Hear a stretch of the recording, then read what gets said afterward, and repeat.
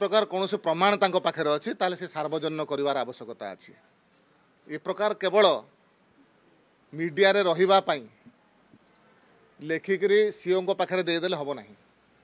एवं ओडिशावासी देखिंट जे आज दिन में ओडिशा रे सर्वाधिक जदि कौन समय नारी मान निर्यातना होती वर्तमान सरकार समय रही एनसीआर भी रिपोर्ट कहूँ जे ओडिशा हूँ एकमात्र राज्य जो थे सर्वाधिक गतिशील महिला हिंसा 27% अभिवृद्धि होती तार उत्तर तो कम से कम से दिंतु कहीं प्रतिदिन दुष्कर्म बढ़ुची अपहरण बढ़ुची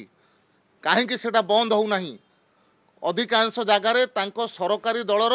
मंत्री विधायक माने तादर संपृक्त अच्छी